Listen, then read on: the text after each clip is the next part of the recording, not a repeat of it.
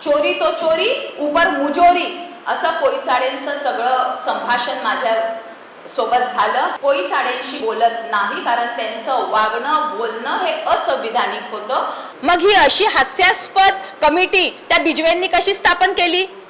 या कमिटी जी काही बिजवेंनी स्थापन केलेली आहे डीननी, त्या कमिटीमध्ये त्यांनी रिटायर्ड IPS ऑफिसर घेतले पाहिजे, रिटायर्ड जज घेतले पाहिजे, रिटायर्ड मेडिकल डीन घेतले पाहिजे आणि काही स्वयंसेवी संघटनेचे काही पदाधिकारी घेतले पाहिजे। जे कोणते क्लास 3 क्लास 4 चे कर्मचारी शामिल आहेत, आरोपी आहेत, सगळ्यांना सस्पेंड करा। सगळ्यात आधी तर यांना सेंट्रल जेल मध्ये पाठवा, यांना आधी सेंट्रल जेल में बंद करा आणि नंतर मग तपास करा, चौकशी करा। मेयो अस्पताल में हो रहे दवा माफिया के काले कारनामे को महाराष्ट्र टीवी 24 लगातार उजागर कर रहा है। महाराष्ट्र टीवी 24 पर मेयो अस्पताल की दलाली की खबर प्रसारित होने के बाद समाज सेविका ज्वाला धोटे और दवा एसोसिएशन ने आज प्रेस क्लब में पत्र परिषद का आयोजन किया, जिसमें ज्वाला धोटे ने मेयो अस्पताल के अधिष्ठाता संजय बिजवे से फोन पर संपर्क किया तो अधिष्ठाता का कहना था कि आप डॉक्टर कोचाड़े को संपर्क करें, लेकिन ये डॉक्टर महोदय को गरीब जनता के संदर्भ में बात करने का समय नहीं। डॉक्टर कोचाड़े के रवैये को लेकर समाज सेविका अब ज्वाला धोटे आने वाले दिनों पर आंदोलन करने की चेतावनी ज्वाला ने दी। वहीं अस्पताल में दलाली करने वाले डॉक्टरों समेत दवा माफिया को सलाखों के पीछे डालने की मांग की। स्टिंग ऑपरेशन थ्रू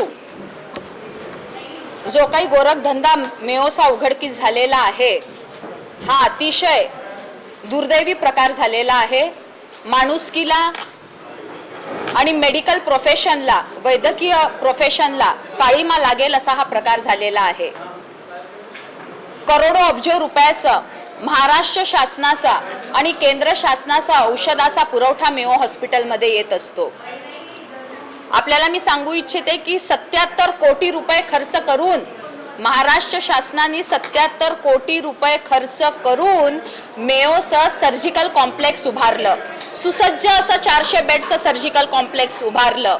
आणि दुर्दैवाची बाब अशी आहे की जेव्हा मी परवा व्हिजिटला गेली, त्या सर्जिकल कॉम्प्लेक्समध्ये साधी प्रथम उपचारला जी बॉटल आपण लावत असतो NS ची सलाईनची, ती सुद्धा तिथे नव्हती। ती सुद्धा पेशंटच्या नातेवाईकांना बाहेरून आणायला डॉक्टरांनी सांगितलं होतं। आणि कशा चिठ्ठ्या देतात डॉक्टर? डॉक्टरांचं प्रिस्क्रिप्शन कसं असते? आपण 10वी आणि 12वी मध्ये कॉपी करतो ना, अशा छोट्या छोट्या चिटोऱ्या, तशा चिटोऱ्या। त्याच्यावर डॉक्टरचं नाव नाही, त्याच्यावर पेशंटचं नाव नाही, कोणत्या मेडिसिन कोणत्या फार्मासिस्ट कडनं आणायचं आहे ते उल्लेख नाही। घेऊन या। अरे जर का तो औषधांचा पुरवठा हॉस्पिटलमध्ये नाही तर हॉस्पिटलच्या प्रिमाइसेस मध्ये शासन पुरस्कृत, केंद्र शासन पुरस्कृत अशा फार्मसी आहेत ज्या मुबलक अमाउंट मध्ये, अतिशय वाजवी रेट मध्ये औषधं प्रोवाइड करतात।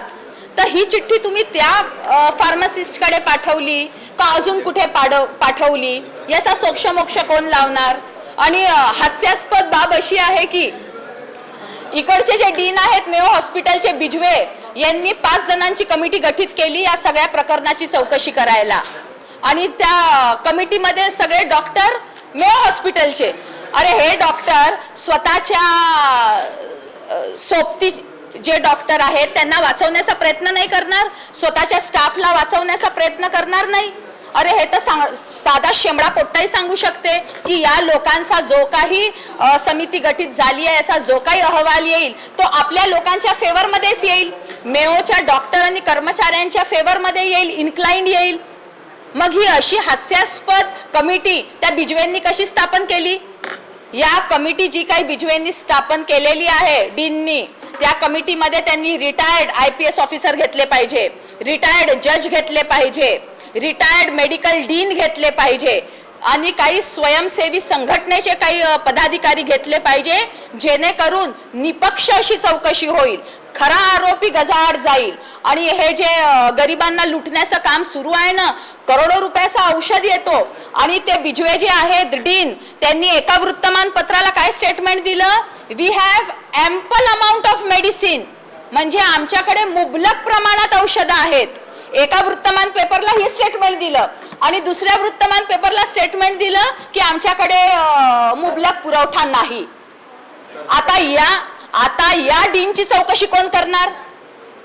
या डीनची चौकशी करायलाही महाराष्ट्र शासनाने आता कमिटी गठीत केली पाहिजे.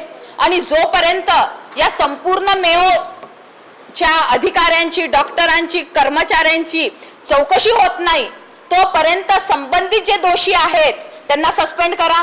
सगळ्यात आधी तर डीनला सस्पेंड करा. डीन स्वतः पॅथॉलॉजी प्रोफेसर आहेत, पॅथॉलॉजिस्ट आहेत, सिनियर पॅथॉलॉजिस्ट आहेत आणि वेगवेगळ्या डिपार्टमेंटमध्ये मेयोच्या वेगवेगळे पॅथॉलॉजी आहेत. सुसज्ज, शासनाने गरीब लोकांना चांगल्या दर्जाचं इलाज मिळायला पाहिजे म्हणून सुसज्ज अशी इमारत, सुसज्ज असे पॅथॉलॉजी तिथे प्रस्थापित केलेले आहेत. तरी पण बाहेरचे प्रायव्हेट पॅथॉलॉजिस्ट तिथे दलाल म्हणून फिरतात. पूर्ण त्या प्रिमायसेस मध्ये मेयोच्या हे दलालच तुम्हाला दिसतील. औषधींचे दलाल, पॅथॉलॉजीचे दलाल, मॉर्टरीचे दलाल, PM रिपोर्ट लवकर देण्यासाठी दलाल, तिथे सगळे दलालच कार्यरत आहेत. सर्व प्रकरणात डीनचा सुद्धा हात आहे असं तुम्हाला वाटते का? हो. आता ते तर संशयाच्या भोवऱ्यात आहेतच. डीनही संशयाच्या भोवऱ्यात आहे कारण ते स्वतः पॅथॉलॉजीचे प्रोफेसर आहेत, ते स्वतः पॅथॉलॉजिस्ट आहेत आणि तिकडच्या जनतेने ऑन कॅमेरा इथे स्टेटमेंट माझ्या समोर दिलेला आहे. मी आपल्याला ते दाखवेल की तिकडची जनता जी तिथे ट्रीटमेंट घ्यायला आली आहे, जे पेशंटचे नातेवाईक आहेत त्यांनी आम्हाला सांगितलं की ताई बोले 2,1200, 2,800, 2,1500 ऐसे पैसे मांगते हैं बोले और ब्लड टेस्ट कराने को लगाते हैं.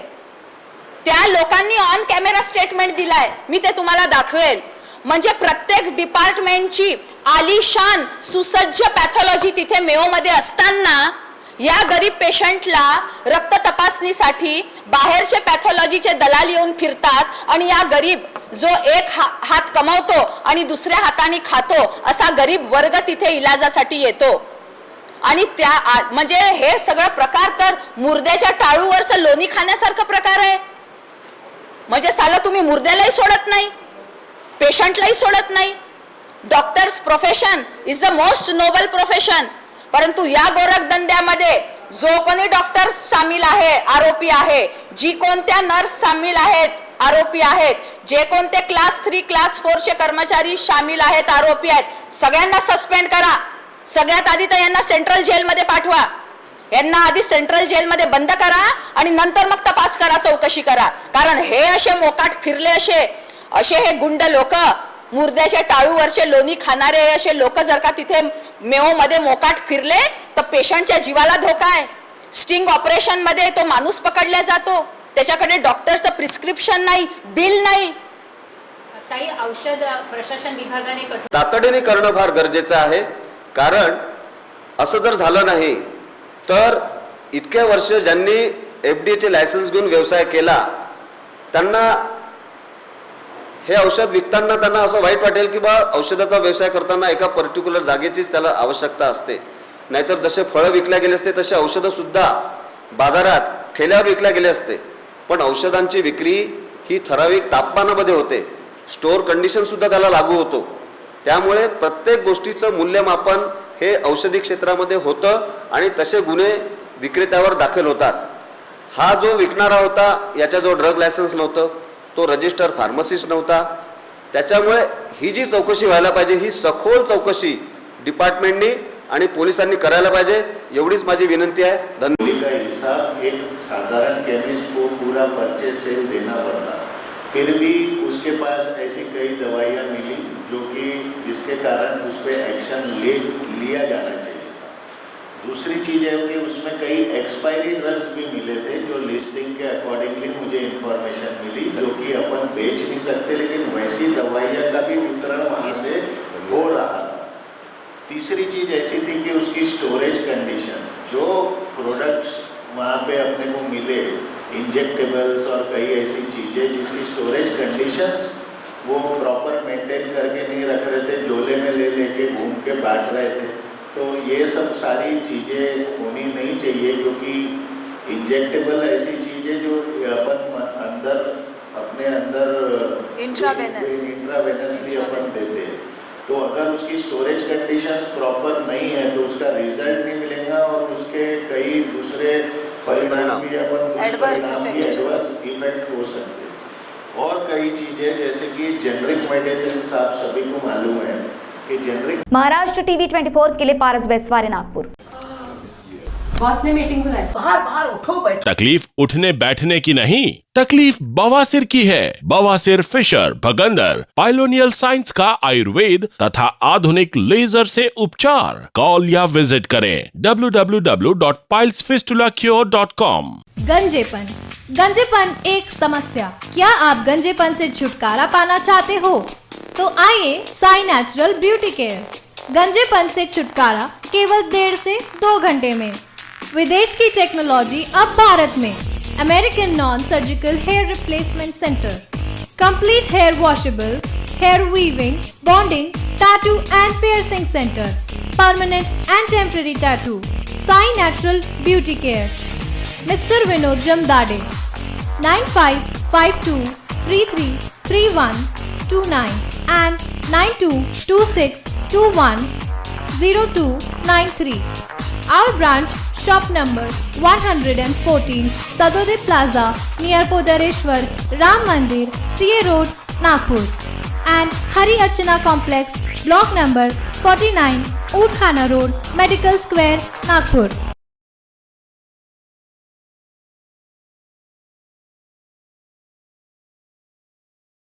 अपने वेडिंग प्लान को बनाइए फन और एंटरटेनमेंट से भरा event Gangotri resorts and lawn के साथ, जहां आपको आपकी वेडिंग के लिए मिलेगी अट्रैक्टिव एंटरटेनमेंट और फन से भरी एक परफेक्ट लोकेशन। यहां आपको मिलेगा धमाकेदार पूल साइड पार्टी करने का मौका with water slider, boating paddle, baby pool, swimming pool and craziest rain dance with DJ. सिर्फ इतना ही नहीं, यहाँ आपके मनोरंजन के लिए उपलब्ध है modified jeep ride end kids entertainment free ride भी। साथ ही यहाँ आपके गेस्ट के लिए उपलब्ध है deluxe rooms end halls, 4 AC 2 BHK cottages, well designed dining and dormitory and banquet hall। और वेडिंग अरेंजमेंट्स के साथ साथ यह लॉन आपको मिलेगा शादियों के लिए वेल डेकोरेटेड।